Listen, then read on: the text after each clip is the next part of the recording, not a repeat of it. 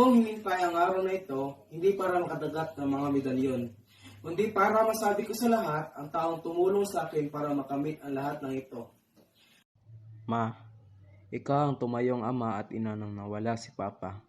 Alam kong hindi madali sa iyo na gawin ang lahat ng ito kaya nagpapasalamat ako. Salamat rin ako sa walang sawa mong pagmamahal at pagsuporta. Ikaw ang nagbigay inspirasyon sa akin upang patuloy na lumaban sa pagsubok sa aking buhay.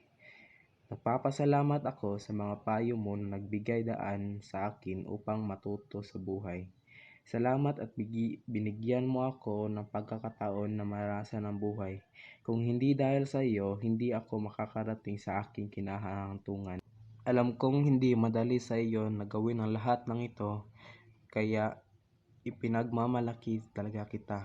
Alam kong ginawa mo rin iyon dahil sa araw na iyon nangako ka sa akin. At sinabi mo sa akin na walang pag-aalinlangan na Joey, anak, kakayanin ko ang lahat para sa iyo. At yun ang rason kung bakit ipinagmamalaki kita.